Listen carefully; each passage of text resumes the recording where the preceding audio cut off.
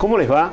Aquí estamos en Vengo de Lejos, este ciclo de entrevistas que estamos compartiendo con nuestra audiencia, en que intentamos acercar al piquense, a las piquenses, los personajes, las personas, los amigos que visitan la ciudad, que vienen motivados seguramente por alguna convocatoria en especial. Puede estar relacionada con el arte, con la cultura, con el cine, con el teatro, con las distintas disciplinas que constituyen la vida comunitaria en nuestra ciudad. En esta noche nos acompaña Alejandra Perdomo. ¿Cómo te va, Ale? Muy buenas noches. Muy buenas noches y muchas gracias por la invitación. Bueno, Alejandra, sabemos que venís a Pico, ¿a qué? Bueno, invitada por el Consejo Deliberante de General Pico y de la Dirección de Políticas de Género, es que vengo a proyectar un documental llamado Cada 30 horas, dentro del marco del 3 de junio, ¿no? Del Ni Una Menos, en el mes de junio, que se producen un montón de actividades que tienen que ver con la militancia contra la violencia de género, y es una película que afortunadamente me ha llevado a hacer mucho territorio y a recorrer muchísimas ciudades y provincias, y es la primera vez que tengo la oportunidad de venir a La Pampa. Bueno, fue hecha en el 2016. Sí, la película fue estrenada en el 2016, pero si bien nos frenó el tiempo de la pandemia,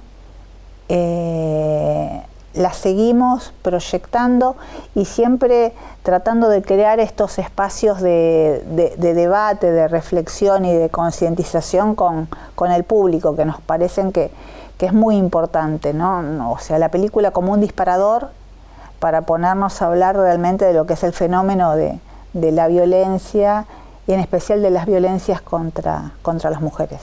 Vos sabés que, bueno, el título es Cada 30 horas. Sí. Y lamentablemente, hora más, hora menos, pero es la frecuencia con la que una mujer pierde la vida a manos de, bueno, habitualmente, de hombres. De un violento. Sí, sí. La decisión de ponerle al documental Cada 30 horas viene de una estadística que es del año 2013 y que había arrojado que 295 femicidios ocurridos en el año daban la frecuencia de un femicidio ocurrido promediando, cada 30 horas. Que yo recuerdo que en ese momento estaba en etapa de investigación y que cuando todos los diarios y portales titularon ese Cada 30 horas es asesinada una mujer en nuestro país, yo dije, este tiene que ser el título, que fue una cifra redonda e impactante, pero lamentablemente, y habiéndose producido el Ni Una Menos y habiéndose avanzado en políticas públicas y en presupuestos, lamentablemente las cifras de la violencia no cesan. Todos los días o bien desaparece una mujer y cuando la encuentran, se encuentran con que fue asesinada, y en la mayoría de los casos en manos de una pareja o una expareja. Así que creo que estos espacios tienen que plantearnos y repensarnos, ¿no? ¿Qué estamos haciendo mal como sociedad para que el fenómeno de la violencia no cese, ¿no? Porque no es que no estemos haciendo nada, sino que indudablemente lo que estamos haciendo es poco, no alcanza, o no es lo acertado. O no alcanza. Yo creo que es muy importante empezar a trabajar desde la niñez, ¿no? Para las nuevas generaciones, para que empiecen a educarse y a criarse en la no violencia, ¿no? En darse cuenta que la violencia no es una solución, no es una respuesta, ¿no? No solamente por una cuestión de género, como se decía antes, ay, no le vas a pegar porque es una nena, porque es una mujer. No, o sea, no debería existir la violencia. Pero bueno, está muy instalado el tema de una cultura patriarcal que nos atraviesa desde hace siglos, ¿no? Y todo cambio, a veces la respuesta también tiene que ver con una respuesta de violencia. Es muy difícil el abordaje, es muy difícil encontrarle una solución. Creo que se trata de algo cultural, por eso hay que trabajarlo en todos los sectores, ¿no? Con capacitaciones y a modo de que pensemos y que empecemos a deconstruirnos, ¿no? Que salud es una palabra que se empezó a usar no hace demasiado tiempo, pero tiene que ver con eso, que empecemos a pensar a la mujer realmente como sujeto de derecho, ¿no? Porque hay muchas violencias antes de llegar al femicidio. El simple hecho de que en un puesto laboral una mujer gane menos es una situación de violencia, ¿no? Que haya que pensar en un cupo femenino es porque entonces una mujer no puede acceder a puestos de poder. Yo siempre digo, por ejemplo, a una mandataria como fue Merkel, que se le preguntaba cómo hacía para compatibilizar su vida de política de mandataria con su vida familiar, y eso nunca a un presidente se lo van a preguntar. A un varón no le van a preguntar, o a Bill Gates no le van a preguntar cómo hace. ¿Por qué sí a la mujer? Porque está absolutamente instalado que las tareas de cuidado, que las tareas de la casa tienen que ser llevadas adelante por una mujer, ¿no? Y eso también es violencia. Y hay que hablarlo, hay que debatirlo, y es lo que creo que necesitamos, un gran cambio social para que esto se pueda revertir. ¿Y querés empujar un poquito a eso con tu cámara? Es una idea, yo siempre digo que cada uno de nosotros, desde el lugar en el que esté, puede generar un cambio, ¿no? Desde lo que haga, ya siendo prestando atención, sabiendo que si hay una persona, una mujer que sufre violencia y es cercana a nosotros, o no tan cercano, pero acercarse y preguntar, inclusive en la calle, si somos testigos de una situación de violencia, o que hay una discusión y que vemos a una mujer que está siendo como acorralada por... No, hombre, yo hoy, después de tantos años y de la militancia misma, me acerco y le pregunto a la mujer, ¿necesitas algo? ¿Estás bien?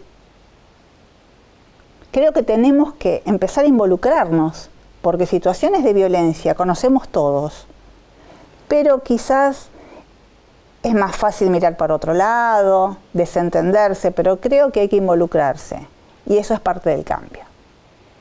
Te invitamos a hacer una breve pausa y ya continuamos en Vengo de Lejos con Alejandra Perdomo.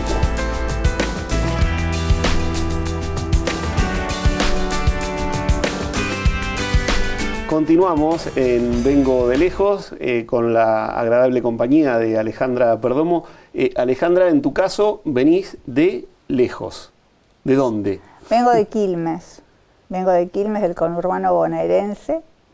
Desde los 4 años que vivo ahí y te acerenciaste en ese Quilmes. Sí, realmente quiero muchísimo esa ciudad. Mis hijos han nacido ahí. El más chico sigue viviendo en Quilmes igual que yo. Así que sí, es una ciudad muy querida.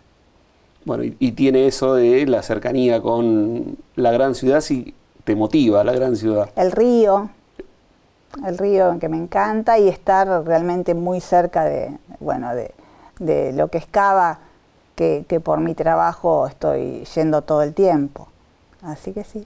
Y viniendo un poco de más lejos, ¿de dónde viene Alejandra Perdomo? Que sabemos, anduvimos indagando tu historia y veíamos que tuviste algunos cimbronazos en tu vida personal. Bueno, justamente la pregunta es esa, ¿de dónde vengo? No, pues todavía no lo sé. Estoy inscripta, según mi partida de nacimiento, como que nací en Buenos Aires, el 19 de abril de 1964, pero es una partida de nacimiento apócrifa, es decir, que tiene datos falsos. Así que todavía, hasta el día de hoy, no sé realmente esa parte de mi historia. Esa partecita, digamos, no es una parte menor, digamos, saber que mirar para atrás y... Claro, y realmente no saber la verdad de mi historia. Eso también lo he contado en otros documentales, como en Nacidos Vivos, que lo estrené en el año 2014 y que todavía se sigue emitiendo, inclusive en el canal de La Pampa se emitió el año pasado, y acabo de estrenar hace 2 semanas uno nuevo, que se llama Laberintos Personales, y que si bien no es una continuación, retoma alguna de las voces entrevistadas en el año 2012 de personas que están en la misma situación que yo, o sea, que están buscando su identidad de origen y que todavía no hemos tenido ninguna respuesta. Hablábamos un poco de eso, de los mandatos, ¿no? y de lo identitario, que la importancia y la relevancia que tiene para el individuo, digamos, el poder precisar. En tu caso, ¿cómo fue que advertiste, cómo estableciste que esa partida de nacimiento no se correspondía con tu vida? En principio era algo que yo intuía desde muy niña, primero por no parecerme físicamente, segundo porque mis padres de crianza eran mayor que el común, y cuando sos niño los otros niños te hacen saber ciertas cosas, ¿no? O sea, se dan cuenta. Y uno pregunta, había respuestas que conformaban, pero nunca dejé de sentirme rara, por decirlo de alguna manera, y cuando falleció mi papá yo tenía 36 años, y ahí fue la primera vez que yo tuve mi partida de nacimiento en mis manos. Veo que había sido un parto domiciliario, cuando a mí, mi mamá, que trabajaba como administrativa en el Hospital Fernández de la Ciudad de Buenos Aires, cuando yo preguntaba dónde nací, siempre la respuesta es en el Fernández, donde trabajaba yo. Y fue como, ver esos datos en la partida de nacimiento fue como que certificaba lo que yo siempre había sospechado. Y nada, después una amiga habló con mi mamá y le preguntó directamente, porque yo realmente estaba mi mamá ya muy grande, pasando un problema de enfermedad bastante serio, y me parecía muy cruel en ese momento de su vida enfrentarla a una verdad que ella no había querido contar. Pero mi amiga dijo, no, yo voy con confianza, le pregunto, y le dijo que sí, que había llegado una chica de 19 años al Hospital Fernández, que todo el entorno sabía su deseo de ser madre. Todos le dijeron, ¿la querés? Y así había llegado yo. Pero bueno, con todos esos datos, llevo más de 20 años recorriendo oficinas de derechos humanos, llenando formularios y tratando de recabar datos, y hasta el momento nada. Hacías una distinción en una crónica relacionada con que no importa el color político del administrador, las respuestas no han venido. Las respuestas nunca han llegado. Hay como un pensamiento social que también cree que solamente la vulneración del derecho a la identidad se dio durante el periodo de la dictadura, y no es así, sino que es un fenómeno tan naturalizado el hecho de quedarse con un bebé y anotarlo con datos falsos, o en la misma ciudad o fuera de la ciudad, o decir que viene de otra provincia, ¿no? Y tan naturalizado ha sido que es como que hasta mucha gente reprocha la decisión de la búsqueda como un derecho vulnerado, ¿no? Porque es la vulneración de un derecho humano, como lo es la violencia contra las mujeres, es la violación de un derecho humano, o la violencia ejercida contra una niñez es la vulneración de un derecho humano. Eso es lo que tienen en común quizás todos mis trabajos, en los cuales yo me fui involucrando. Pareciera como que te buscan los temas análogos, digamos, ¿no? Los temas... Quizás sí, tiene que ver con una inquietud personal, y hasta inclusive muchas personas víctimas de violencia o sobrevivientes de violencia se acercan a decirme, ¿por qué no haces un documental de esto o del otro? Yo quisiera hacer uno de humor, o uno de otro tipo de temáticas. De hecho, bueno, soy productora y también hago la producción de otro tipo de temáticas, pero los que termino eligiendo yo y los que para realizar tienen que ver con eso. Esperemos que algún día llegue la ficción que me quedé con ganas de hacer desde que estudiaba, pero para mí el documental es siempre tan fuerte y es tan potente que me parece muy interesante de abordarlo desde ahí. Y tenés una serie importante de documentales realizados. Sí, quizás no son muchos, pero el recorrido ha sido muy amplio y el tema, bueno, de hecho hoy, después de más de 6 años del estreno de Cada 30 horas, hoy estoy aquí presentándola, ¿no? Y tiene que ver con eso, no solamente con terminar una película, sino que comprometerse con la exhibición, comprometerse con llevarla a todos lados. Bueno, y en un intento de poner estos temas realmente en agenda para que se pueda hacer algo. Porque un poco promovés eso a partir de la puesta en conocimiento de las películas, el hecho de que se conozca para contribuir a las soluciones. Y esa es un poco la idea. Muy bien, establecemos una nueva pausa. Estamos compartiendo Vengo de lejos con Alejandra Perdomo.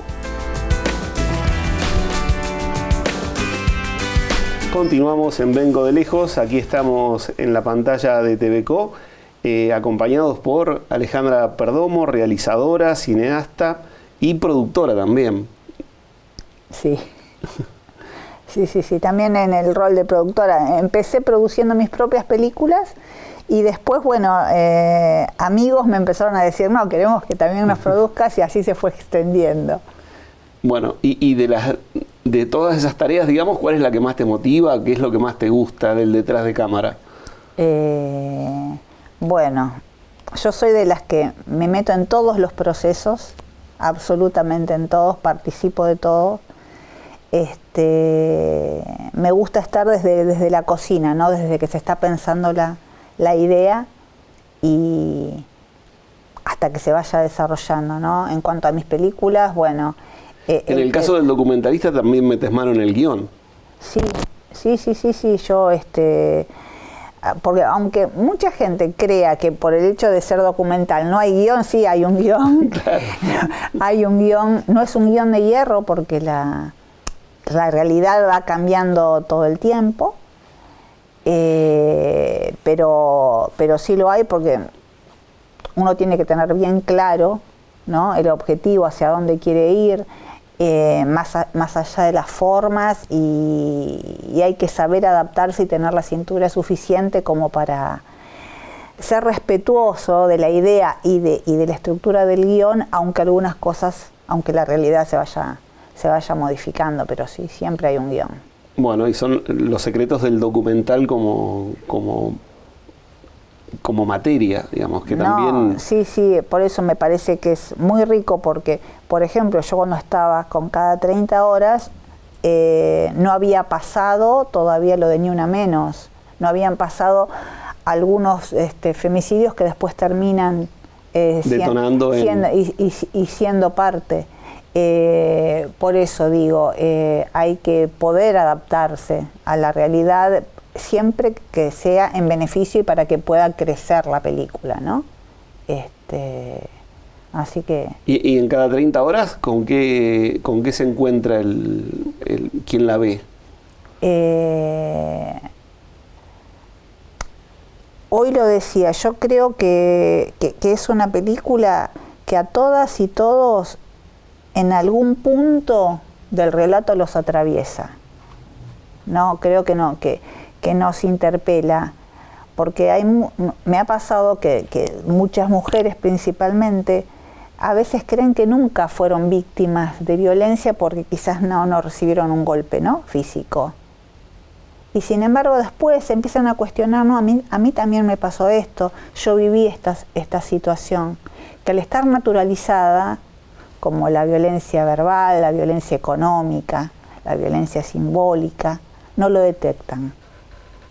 Pero el hecho de quizás escuchar los relatos y escuchar voces de las madres, de chicas que fueron asesinadas o de sobrevivientes, ahí es como, upa, yo viví esto, o viví una situación parecida, o tengo a alguien cercano que también lo está viviendo. Entonces creo que el poder detectarlo es muy importante, es un primer paso. Y después determinar qué hacer y cómo hacer para poder salir de la violencia. También metiste el ojo de tu cámara en un tema delicadísimo como lo es el abuso infantil, digamos, o los abusos en torno a en las infancias y adolescencias. Sí. El año pasado estrené La Reparación, que fue para mí quizás la película más compleja de pensar, ¿no?